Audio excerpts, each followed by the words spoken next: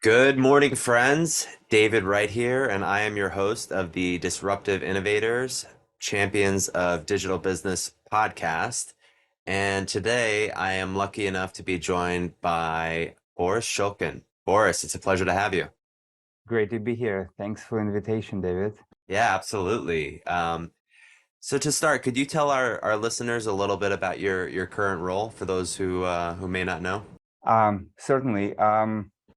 Well, I've been with a company called Magna International for about 20 years now. I've held a number of roles during my time here. My current role is um, Chief Digital and Information Officer, and I combine another responsibility related to technology investment as well. I've held, multiple roles over the years at Magna. I've gone, through engineering, R&D, and operations. Um, this is very exciting role, not only because I guess it's a very exciting and large and dynamic team of IT technologists across the globe, at about 600 at a corporate and about 1,400 across the entire enterprise. But it's also very exciting because the digitization becoming such an important piece of what we do every day. And I get to help our businesses to use that tool to enhance the business and improve the bottom line. Yeah, that's fantastic. And I imagine holding all those different roles throughout the organization, that experience really helps you, drive that at a more, uh, intimate level. I mean, that experience must be invaluable as you kind of guide the organization on that journey. Yeah, So, for sure. I mean, that change is a cultural change, and the network and knowing people and knowing how to bring it to the people, to the users across the enterprise is a super, super important thing. It's of course it is about technology, but even much more so, it's about culture and organizational change. So you're right. love that. Huge. Great way to start the episode. So, and of course, we also like to start the episode with one piece of actionable advice you might look to leave our listeners with today. Huh. uh, it's hard to pick one. If I had to pick, I would start with uh, no matter what your role is in your organization or your own business, or whatever you do, figure out what your sine qua non. What is your essential condition? What is the thing that's absolutely necessary? We'll have to focus, and focus is the most important thing because time is the only thing you cannot buy. It just keeps going, right? Uh, the other couple of things, maybe, if I may, I would also, especially those in a leadership position, I would advise to think hard about the difference between management and a leadership. Management is essentially paying people and telling people what to do. Leadership is something else. Leadership is voluntarily. You don't have to have people reporting to you in order to lead them. Essence of every leadership role is end up with the statement, hey, this might not work, but I want you to follow me. And then the last piece I would say, breaking the rules. It's such an important thing if you want to make an organizational or any kind of change. And our life is about change. So learning how to break the rules, it's really important. You know, um, think about examples of what the two Steves were trying to do. What is it, 40 years ago in the mid 70s, right? When they said Right. computer in everyone's pocket. At the time, I mean, an average compute device was north of $100,000, and their goal was, let's break the rule, let's make it 1,000. And that, I think, that idea of breaking rules goes across every innovator that's trying to make a change. 100%. Love that. So, Boris, thank you for that advice, and I'm glad you touched on all those pieces.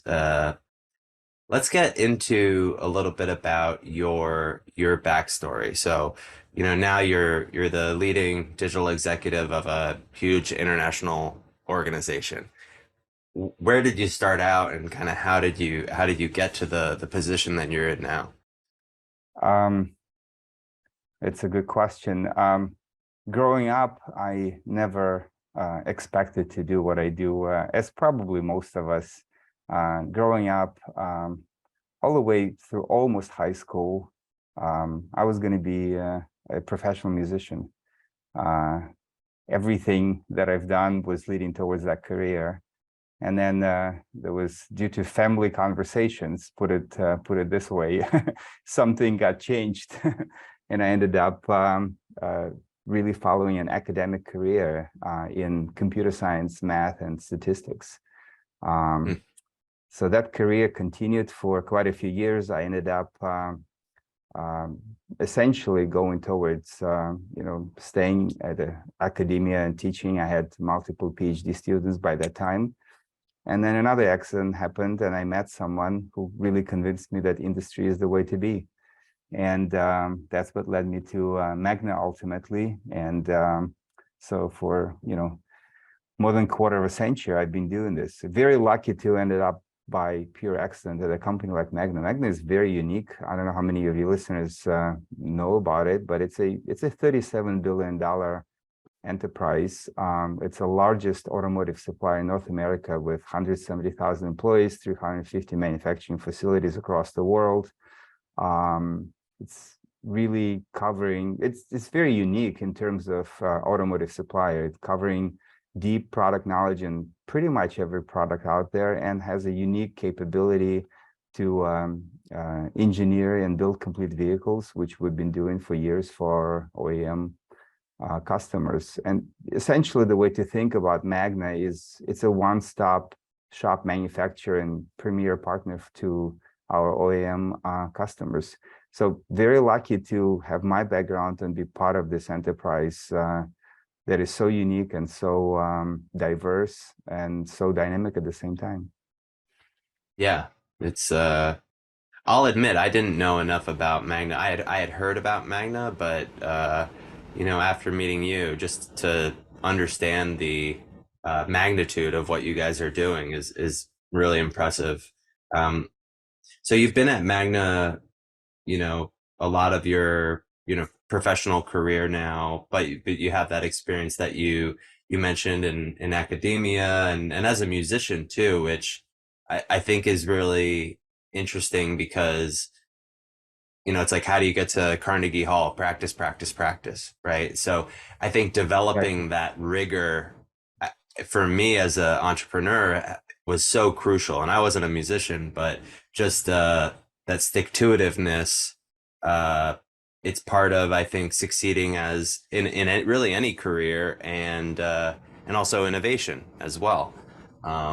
So it makes sense that you'd be guiding the organization on this journey along the course of your career and your personal and professional life. What would you say is just one of the most important learnings, and what was life like before learning it and after learning it? Huh. Um, you have all great questions. These are the type of questions that I discuss with my kids all the time. Um, Look, probably I'm going to try to single out a couple. Most important of them was the fact that soft skills are more important than the technical skills in life. Technical Mm, skills is a must, but this is not a sufficient. Speaking mathematical language, necessary but not sufficient condition. Soft skills are crucial. When you're young and you're part of academia, you think you have the world under your thumb, and there's nothing you cannot do. And then later you realize that the soft skills, the social aspect of any work is so much more important. So that's what I would single out as maybe one. And then the other one is, which is very typical, I think, for young professionals not to realize early, is if you want to make a change, don't come and complain that your boss does not let you do this. You know, anybody come to your boss and saying, hey, boss, let me do this risky thing, you know, and if it works, I'm going to take a credit. If it fails, then you have to take the blame. I mean, how many bosses going to agree to something like that, right?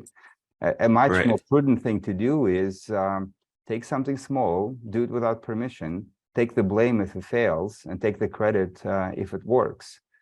Um, you know, choose your game. Losing is okay, but not playing the game is not okay. So that's what I would single out, those two things. Love that. Um, what about one of the biggest challenges that you had along the way, or a time that you failed at something that sticks out in your mind as something that you came away from and just were able to implement like a really profound lesson from that? Anything stick out in your mind in that arena? Well, there's so many. There's a Yeah. whole list of them. Um, I, I, you know, being part of automotive industry, you're always part of difficult programs. Automotive programs are very long, you know, from the inception time when you start working on it until it hits the road when the OEM actually starts selling vehicles. That's a long, long road, and things happen every time. So there's many of them. I don't want to single out specific one. I would rather maybe talk about the lessons learned, which I'm sure that's what you listeners are interested in. The first one I would say, never quit at the dip. You know, if you need to quit, quit in the beginning or quit at the end. Dip is the most difficult time in any project and in anything that you do. And my learnings is that the failures come when people cannot stay during the dip, and dip inevitably comes in every one of those projects. So don't quit on a dip would be one. And then the other one is empathy. You know, try to imagine what the other side is looking for, what the other side really needs.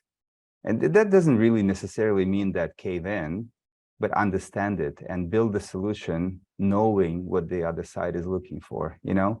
I often think of J.K. Rowling, you know, she was not 12-year-old when she wrote those great books, but somehow she figured out what the 12-year-old wants. So that's, you know, I think that's a very important thing. And then the last one, I've talked about a culture already enough, so I'm not going to mention that. But the last one, I'd say, don't think of problems as problems. You know, people tend to say problem is an issue. Problem, by very definition, is something that's solvable. You know, if it's not solvable, that's not called a problem. It's called a reality or fact. So that would be the last one. As long as you can define something as a problem, that means there's a solution. Very often, many of us look at that stuff and say, oh, you know what? There is no solution. There's always a solution if it is a problem. Texas is very hot during the summer. Wow. Is that a problem? It's a fact. Well, it is a problem because solution is to move out to a colder climate. We don't want to do Right. it. Most people don't care to do it, and they don't think, but there is a solution. So be honest with yourself when you face a problem. Love it. Um, okay, so Boris, now I wanna get more into your current role and a little bit more about Magna.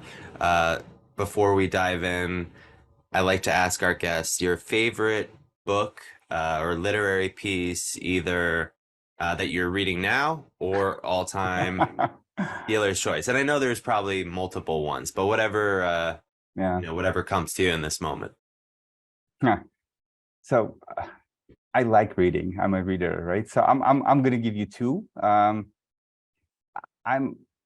I love anything that Yuval Harari writes. I don't know if you had a pleasure reading *Sapiens: The Homo Deus* or *21 Lessons for the 21st Century*. So I sometimes pick up and reread his stuff.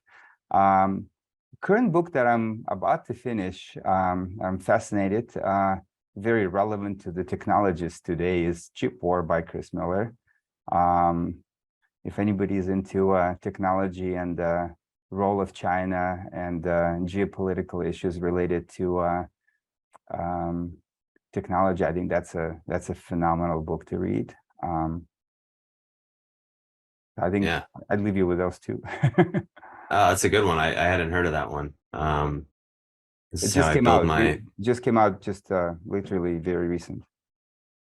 awesome. Add it to my book list. Actually, I have some Audible credits anyway, so uh, very good. So Boris, let's talk a little bit about Magna. So what is your vision for IT and digital as it kind of trickles down from the overarching mission of the organization? Yeah, this is a long question, of course, right? I'm going to try to put it in as few words as possible, David. Well, number one, I think for any leader of such an organization, you have to make sure that IT is properly structured, that the right skills in the right place to become an enabler for any transformation that you want to do across the enterprise.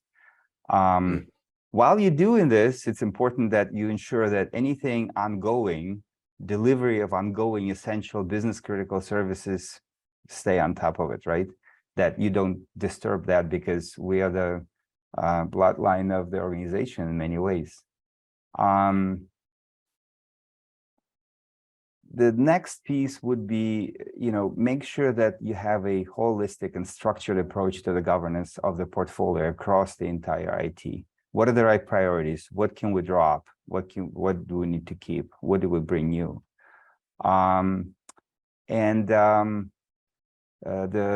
In conclusion, I would say, what are the disruptions? What should we bring in as a disruptive thoughts to what my company can leverage in terms of technology, improve the bottom line, improve the customer satisfaction? I have an overarching thing in terms of vision, what I call user experience. What that means is that 170,000 people across the globe using our services need to feel that they are simple, they're easy to use, they have the minimum disruption possible. And then, when it comes to specifics, right? Of course, the stable infrastructure, the cybersecurity, the user experience I've talked about, the digital initiatives that we're starting to embark on.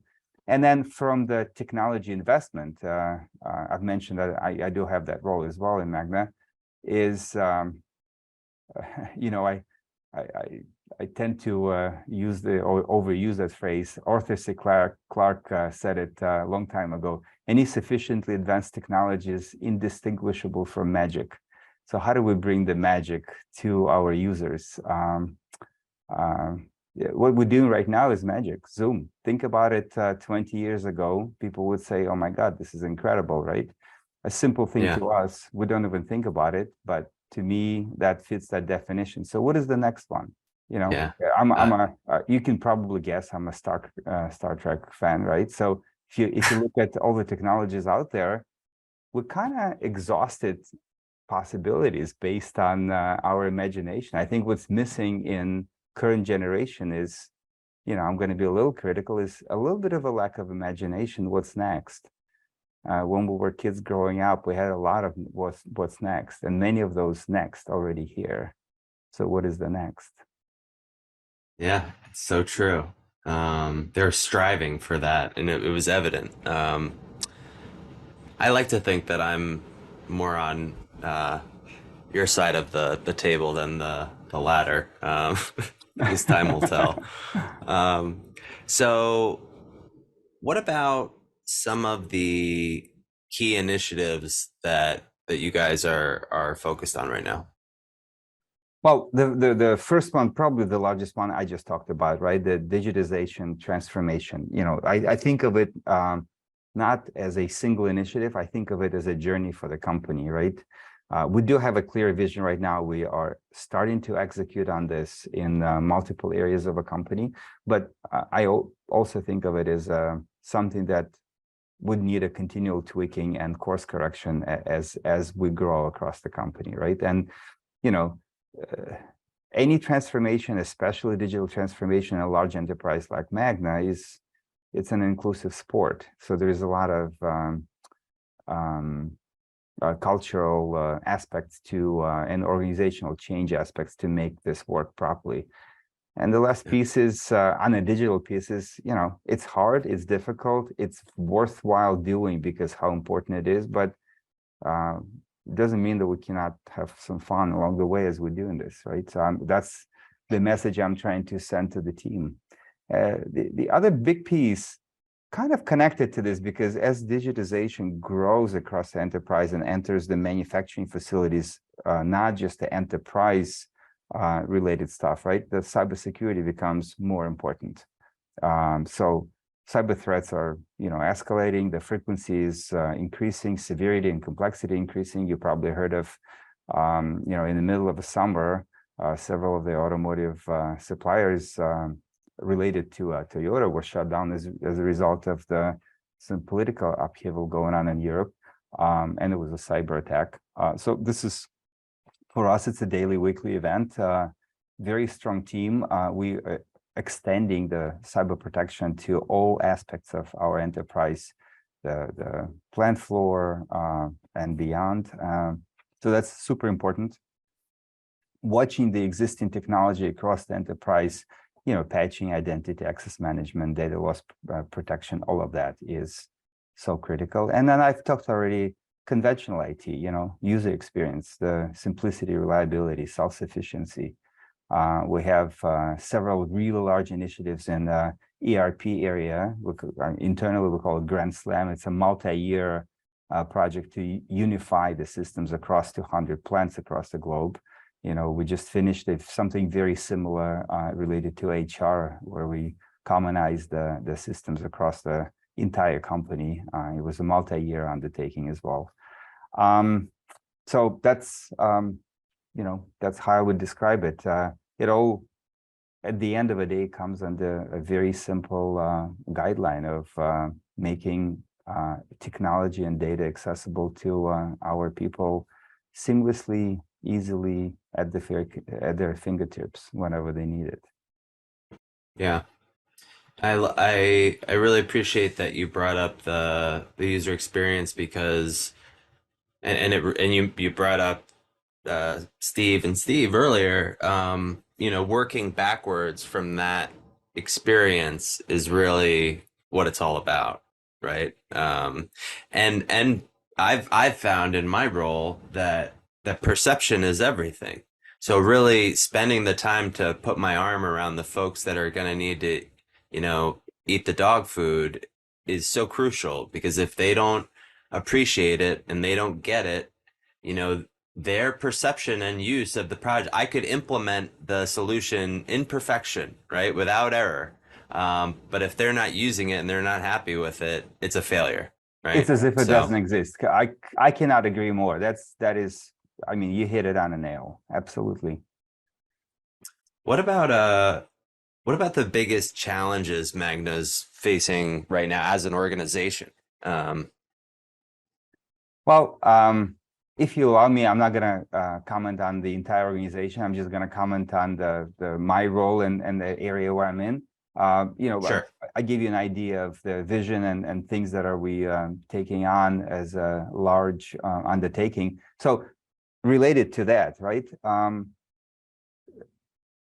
I would say the key impediments is it's probably obvious. It's the easy access to relevant data for things that you need. It's out there. How do you connect? How do you create the plumbing?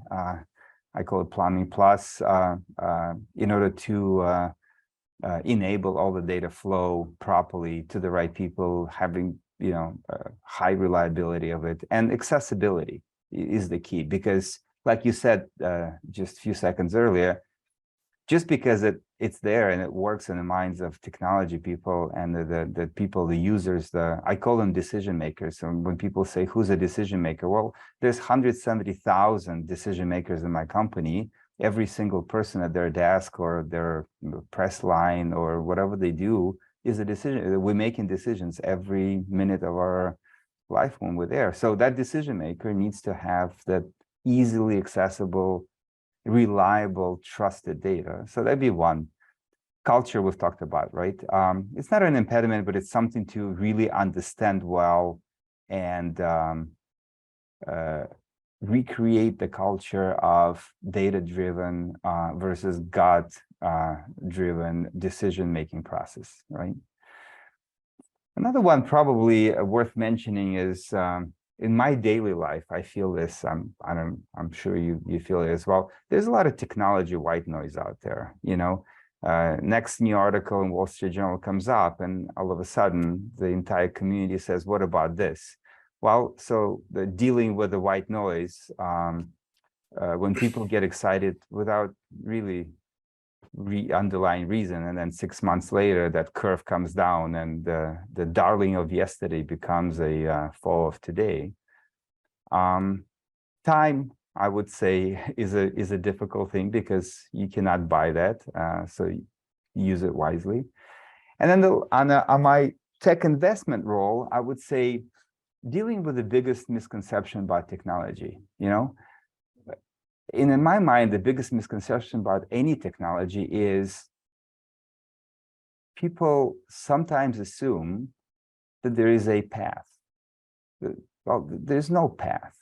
If path is known, this is no longer a problem. What I mean by this, like, here's an interesting example. I don't know if you ever played Wordle. It's a game, right? Yeah. New York Times bought it for gazillion dollars, if you can remember a while ago. It's a fun game until you know that the best starting words to win is notes and accurate. And the reason is simple. It has to do with frequency of the letters, right? So once the path is known, there's no more, what are you trying to figure it out? So the misconception in my mind about tech is people think the path is there, but it's not. It's a trial and error. Yeah, 100%. Two things I would say. One, in regard to like the shiny new object thing, like we saw a lot of that during COVID too, particularly like we work a lot in healthcare, financial services, like kind of slapping on these like digital front doors or these AI bots or these, CPaaS type, solution, whatever it might be, that ultimately we're finding need to be kind of rolled back now because the vision of a holistic experience for the business partners or the users and the customers wasn't really envisioned. It was kind of like stop the bleeding, this is going to create ROI, whatever. And maybe it did too in a micro sense, but from a macro view, it's really not something that serves the organization long term. Moreover, we also find that a lot of the issues we're solving for organizations are actually focused on people, process, methodology, huge opportunities for workflow improvement, and the basic blocking and tackling really has to happen prior to the technology coming in to complement the those initial solves, which is kind of just complementary to what you were saying before. So how about and we've kind of we've talked about a number of the best practices that you'd recommend, Boris, just in your experience. Any other best practices that you and your team follow that you'd want to share about? You're exhausting my top list, but let me give you one more. I often make the team think in reverse. What I mean by this is a typical project thought process is what should we do to make this a success, right? This is how we usually think of a project and we do the planning. And once this is done, I often challenge the team with imagining the opposite. Imagine the reverse. Imagine that this project fails. What went wrong? Let's make a list. Let's figure out what went wrong. And then using that list, you can do quite a bit of changes and improvement to make it more solid and stable. So I'd pick that as maybe another best practice that I like to use often. Yeah, that's a good one. I'm gonna take that away from this conversation myself. Boris, how about we got a few? I have a few more questions for you. First would be, um, are there any particularly innovative technologies that you guys are rolling out at Magna or that are on the roadmap for the next few years that you're really excited about that you might want to share? Um, well, there's hundreds, if not thousands, of implementations going on at a company of our size at the same time. So I don't think it'd be fair to single out one or two or three, right? Maybe uh, maybe the right way to give you color on this is to talk about what's important and what are we trying to address, right? Look, one of my favorite quotes, and you can probably guess where it comes from. I'm not going to quote the name here, but if you don't know your numbers, you don't know your business. And I'm trying to guide the entire company technology people by this. This is so critical. Um, and Look, the key in what we're trying to do is not about technology for the technology's sake, right? To me, this is all about operational excellence at the end of the day. It's about margin expansion. So the factor of the future, digitization, all of these efforts, all of these initiatives are bundled up into the basically a margin expansion, saying that do I want to take on this piece of technology or not is not about, is this an innovative enough? Is this cool enough? This is all about what does it do to the bottom line of what I'm doing every day within the company, right? So digitization is not a purpose, it's an enabler, right? And I view my entire organization as an enabler to the rest of the business to help them do what they need to do. But the litmus test for picking a technology or doing something. I mean, what comes in my mind is the obvious stuff. I mean, anybody in my role is battling today, cloud versus not cloud, on-prem, in the middle. What do we do, right? For me, it's very simple at the end of the day. What does that do to my bottom line? And it's sometimes not such a simple thing to understand because there's a straight calculation when you're looking at the dollars itself, but there's also indirect. What does it do to daily activity of the people within an organization? But if you think those things through, you're always able to come down to what it means to the bottom line. And then the second piece is always, so how do you check it? I mean, assumption is not good enough. In reality, does that really work out or not, right? And so that's where we drive everything that we do in digitization efforts on things like Workday, for example, or the finance transformation initiatives, or the warranty analytics. What I find is once the numbers are there, once the data is available at your fingertips, the next level of very powerful tool is things like anomaly detection. It can,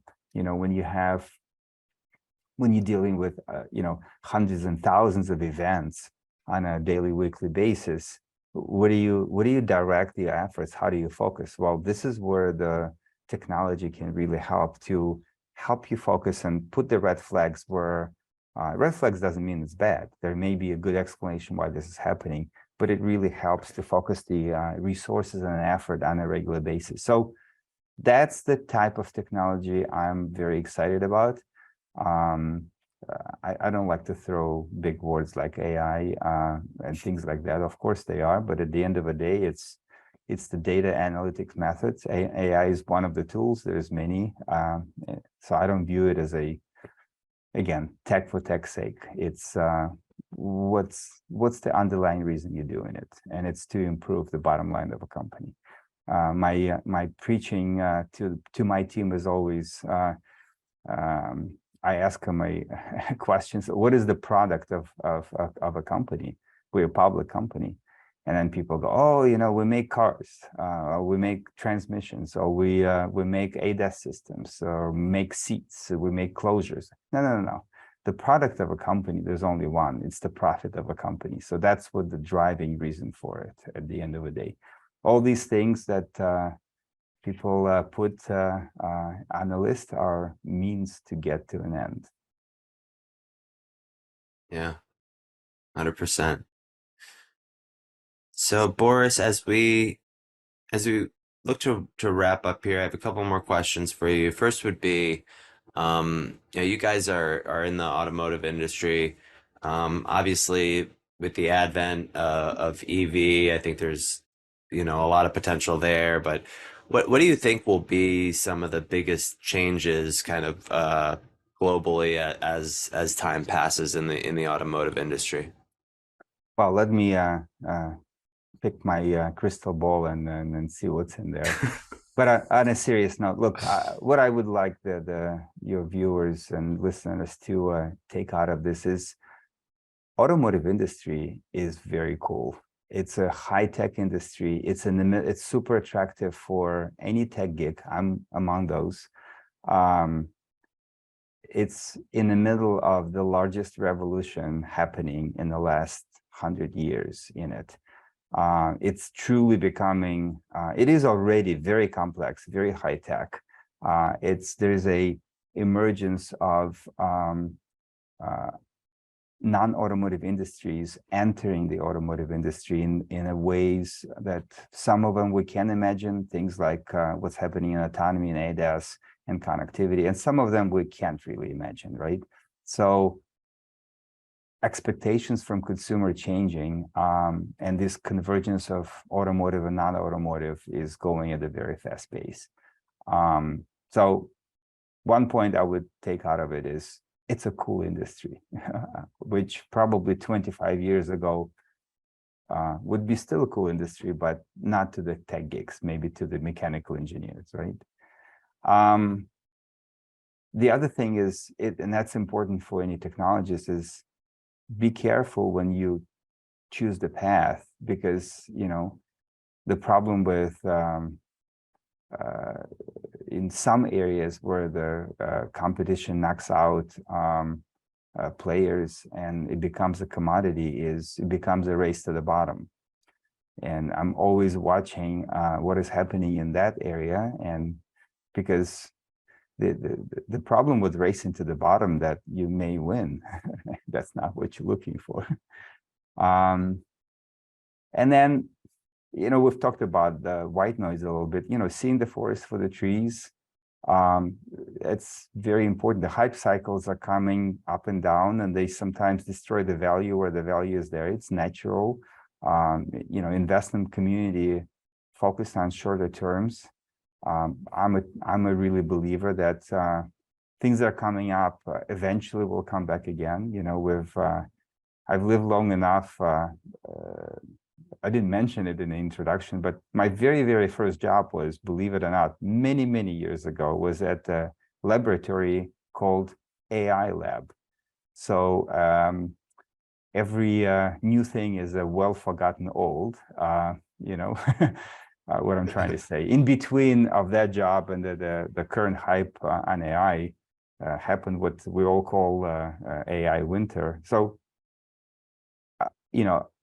I'm always watching for those things. And look, it's exciting industry, and I think the future is awesome. And every big change is an opportunity for those that understand it. That's a great soundbite right there. I love that. So, Boris, as we wrap up, we like to ask our guests, if you could go back 5 or 10 or even 20 years in time, what advice would you give your younger self? Yeah. Well, let me think. Give me a second. I would start by saying, look, as you live your life, think that there's a difference between good decision and good outcome. Lottery ticket that is winning you $50 million is a bad decision with a good outcome. So focus on good decisions. I would also say, figure out as early as you can in your life, what is your raison d'etre, the reason for being, what is the core of what you are. And then I'd say, whatever you do in life, make yourself indispensable. Very cool. Boris, it was an absolute pleasure having you on. Thank you so much for taking the time. Thanks for having me, David. It was fun. Appreciate it. Yeah, 100%. And to our listeners, thank you for tuning in, and we will catch you all next week.